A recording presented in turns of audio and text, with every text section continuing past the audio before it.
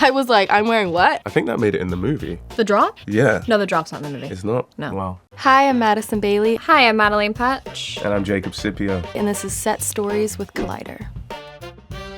Probably our first day. Just because it was our first day and it was like bar scene. So we're like having to show like peak friend chemistry. We're like out for drinks after work. Obviously we're like just now meeting and working together. And I think we clicked so well that day. They're playing pool on a pool table. That's like half the size of a regular pool table. And the balls were like smaller as well. I don't know if that's just like a common thing in England. That was actually a really funny day. We just couldn't hit a barn door that day. We were just like, the balls were like coming off the table. Like we were both And those are pretty... moments where you get excited that there's Getty images to really exactly. put that in and make it look real. Not a single shot that was made by us. But it was like I had to go in and like she'd miss a shot and I had to be like, wow, man, where'd you learn to play like that? I miss a shot? You missed every shot. I think in the movie you'll see I get one in from... No, you don't. It was very hilarious. I did pool training. I went and did pool training. If you don't see the pool table in the movie, that's why. We were shooting on location in Big Sur, and it was like magic hour. The sun was setting, and a big stretch of the road had been blocked off for this shot that we needed. I was behind the wheel, and Mads was next to me, and I was just driving this beautiful car down the freeway. It was just like such a magical moment, man. The day that we shot the scene where we first meet in the auto body store in the O'Malley's, we just all had so much fun. There was so much improvisation with all 5 of us, me, Jacob, Katie, Madison, and Mateo. We were just so alive that day, and it felt kind of like I saw all the sparks, like with all of the different characters, like really coming alive in a way that was really magical. I went home that night and was like, I really love this movie. I had a lot of options for like what Charlie would do mechanic work in. The tight option, the bright option, and I was like, none of this feels right. Like she'd wear her dad's old used coveralls every day. And so we found 3 vintage pairs of 1950s coveralls from a real mechanic and we bought them and we used those as hers. And we kind of made the story that it was like those were her dad's overalls before. They're really cool. I mean, it also was really empowering to like not be wearing something super tight because I wouldn't be as a mechanic, but that's always the option in film. And then I would tie it around my waist because sometimes the stuff gets in the way when you're trying to work and it's like, this is what somebody would actually do. Yeah. And it also looked cute, so it's perfect. I mean, the car show outfit was insane. I was like, I'm wearing what? But maybe the last outfit that I wear like a cute dress when I'm like at the end when I have the front part of the salon, and I liked that look. It was really collaborative. I loved the wardrobe team, and then piecing together those outfits, I went to my Pinterest and I would mood board glam for them. So I would have hair looks and a makeup look for each one, and I would put it in a collage. And I'd be like, this is this day and this is this day. One of my favorite parts about the movie was mapping out my looks. I felt super sharp in those suits. It was awesome, man. I feel like that's like kind of Bo's armor, the suits that he wears to this corporate world, because, you know, he's called the Killer. That's what Jim Gaffigan's character, Bo's boss, calls him. The Killer. He's supposed to go in and just take over these small town businesses, which is the case which Charlie finds herself in. Sad. I don't think that's him, man. I think he's got another layer to him, which we discover in the film and which Charlie discovers in the film. Because of the sake of like having to change them depending on the scenes, I couldn't actually do real acrylic, but they are real nails that were made by a nail tech in Leeds, who was incredible, by the way. But they are like very temporarily stuck on there. It was a lot of this for 12 hours of the day. Like they would pop off constantly. Like I was always missing like one. There's a scene where I'm trying to eat a cup of noodles and using chopsticks with nails that you're also trying to keep on was such a task.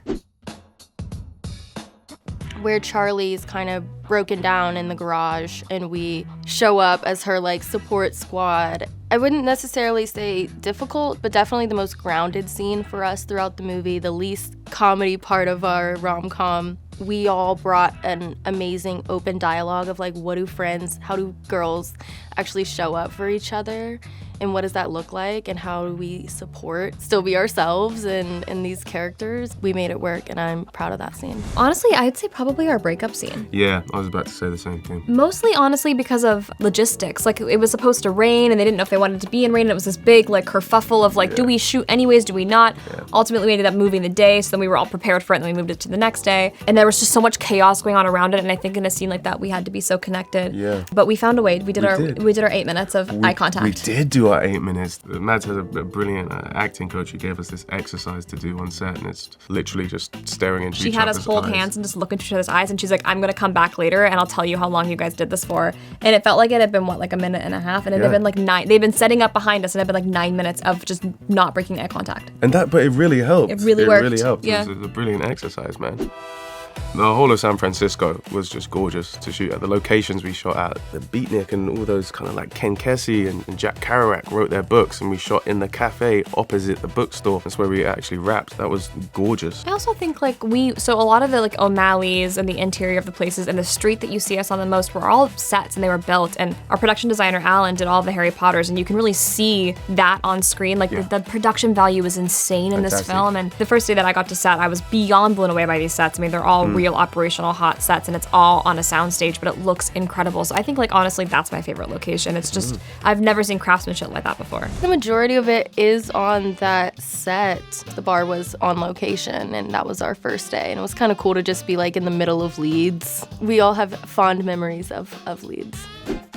I'm gonna like be super boring, just say like my laptop. I was gonna say your book. You have your book with you. Oh yeah, I always had a book on me. Yeah, I love to read on set. But yeah, I have to bring my speaker actually when I'm in the trailer or whatever getting ready. I have to have music on constantly. Just keeps the vibe going. I brought my best friend, who's also our stills photographer, my emotional support best friend. On Outer Banks, we change our trailers every day because depending on who's working that day. There's so many of us in the cast that we don't have one designated trailer. It's kind of just dependent on availability. I'm used to just bringing my purse and then leaving with my purse. I knocked on Mad's trailer to come talk to her, and I walked in, I said, "Do you live here?" And she was like, "What? You don't have anything in your trailer?" And I was like, I didn't even know I could keep something here. Like, it didn't even occur to me that I could leave anything. She was like, "Yeah, you're gonna have the same trailer the whole time." And I was like, wow, I love that. I didn't bring anything because I didn't know I could.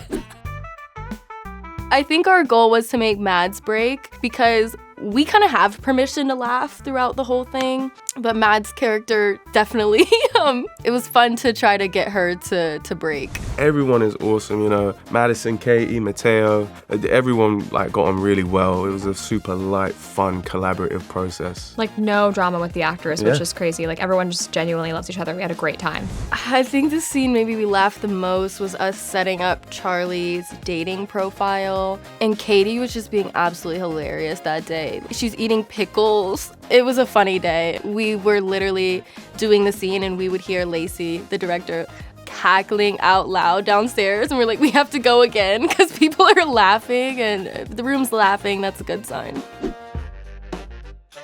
Nothing crazy for me. I'm kind of shielded from that side of the shop. There's a scene in the garage, I think it's like Bo's opening scene where he's fixing up his Bronco, and I've got to take old engine, the whole engine block out of the Bronco because I'm replacing it with an electric one. We had a brilliant mechanic there on set who was advising us, and he taught me how to get the winch in and loop it around, and I actually ended up taking it out, but at one point I was trying to push it around the garage and it just snapped and broke, and the whole engine, this 500-pound engine, just dropped about this far from my foot.